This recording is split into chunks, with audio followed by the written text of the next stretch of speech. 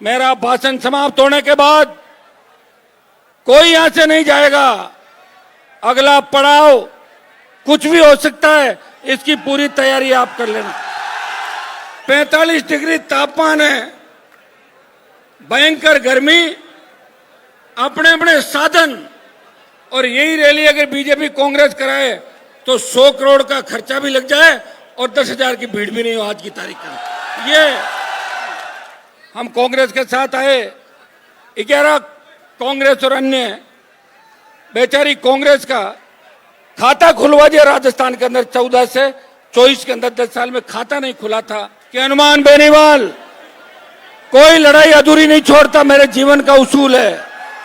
सत्ता को ठोकर मारी और सड़क पर निकल पड़ा अपने भाइयों के लिए, ये बात आप अच्छी तरीके से जानते हैं। ऐसे हमारे बच्चे आज केंद्रीय सेवाओं में नौकरी से बाहर है, सुप्रीम कोर्ट, हाई कोर्ट, ये सब सरकार जो चाहती है कर देती है।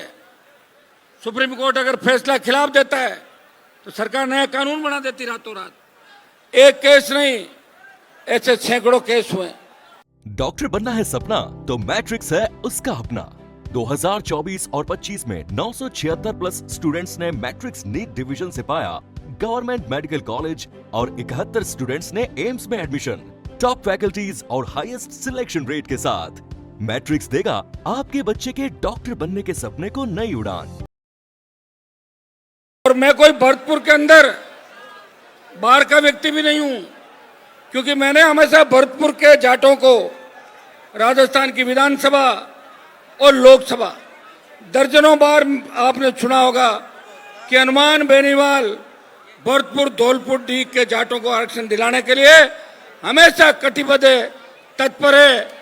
और आज जो ये मेला भरा है भरतपुर के इस नुमाइश मैदान के अंदर, मुझे लगता है इतनी बड़ी रैली पहले भरतपुर के अंदर नहीं हुई होगी। मैं कह सकता हूं, मुझे नहीं पता हुई भी।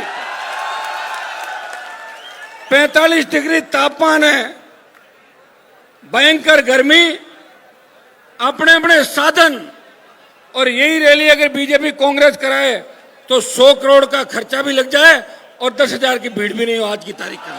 ये इस बार राजस्थान के कोने कोने से नौजवानों ने ललकार भरी, हुंकार भरी और रात को ही भरतपुर में आके डेरा डाल दिया। राजस्थान की पुलिस ने बच्चों की गाड़ियां सीज करी, चालान काटे। भाइयों, भारतीय जनता पार्टी ने मुख्यमंत्री बना दिया भजनलाल जी को, लेकिन लोगों के मन के अंदर उनकी जो इज्जत और आस्था है वो 2.5 साल के अंदर बनी नहीं। राजस्थान का नौजवान, किसान और सारे लोग इस सरकार से भारी नाराज है। इसका खामियाजा आने वाले समय में सरकार को भुगतना। लोकसभा चुनाव के अंदर इंडिया अलायंस के अंदर हम लोग गए थे। पिछली बार जब बीजेपी के साथ अलायंस में थे 25 सीट आई थी। मैं नहीं कह रहा हूं सारी मैंने जीता दी, लेकिन 8, 10, 12 सीटों में महत्वपूर्ण भूमिका थी। अब की बार भारतीय जनता पार्टी अलग खेल खेल रही थी। हम कांग्रेस के साथ आए, 11 कांग्रेस और अन्य, बेचारी कांग्रेस का खाता खुलवा दिया राजस्थान के अंदर 14 से 24 के अंदर 10 साल में खाता नहीं खुला था।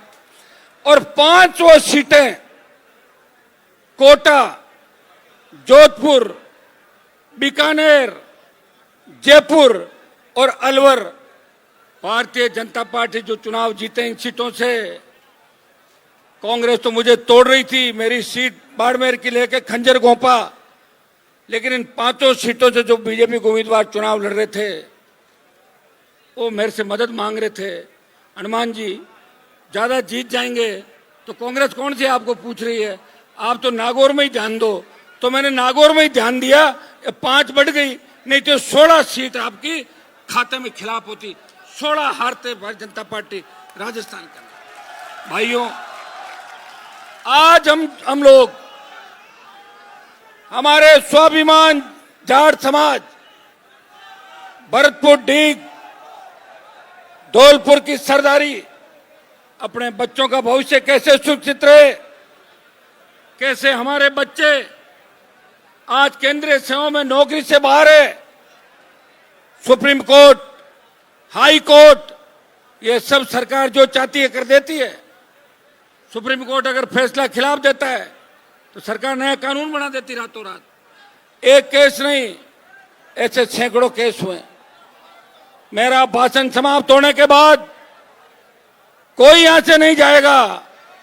अगला पड़ाव कुछ भी हो सकता है, इसकी पूरी तैयारी आप कर लेना। हम यहां गाड़ियों का तेल जला के और किसी की वाई वाई करने नहीं आए हम यहां पे।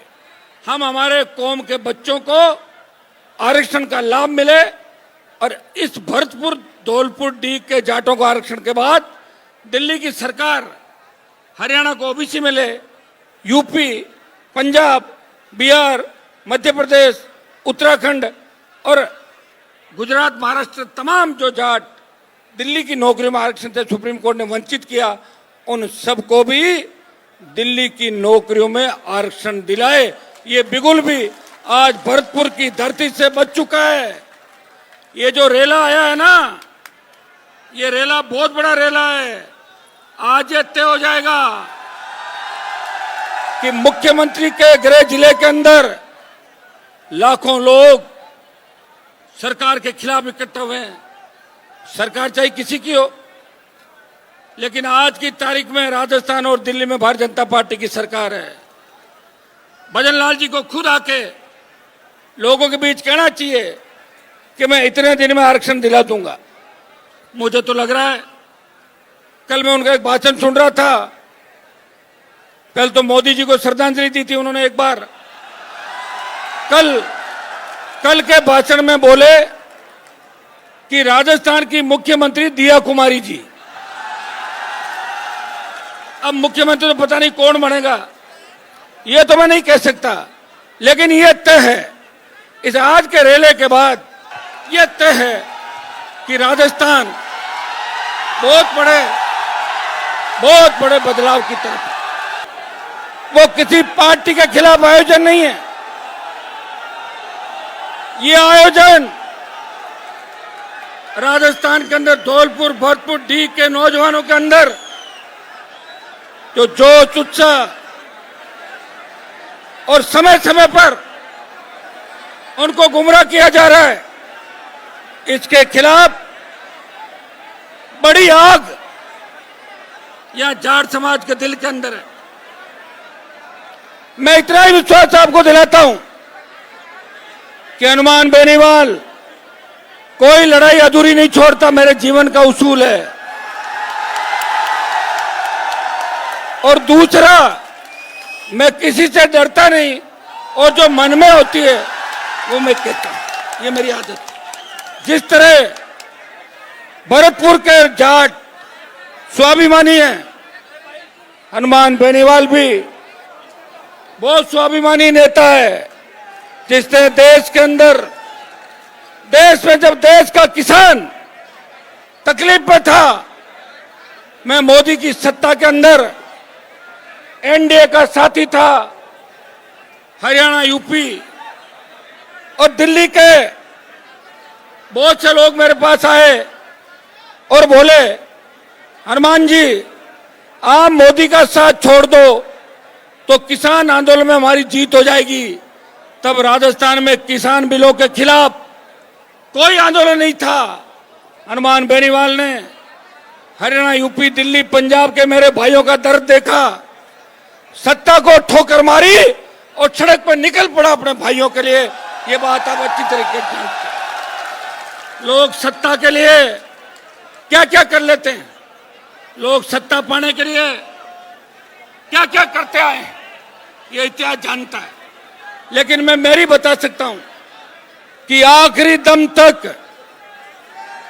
जब तक मेरे शरीर के अंदर खून की एक बूंद भी रहेगी, मेरी कौम, किसान, दलित, शोषित, पीड़ित तबके के हकों पे कुठाराघात नहीं होने दूंगा।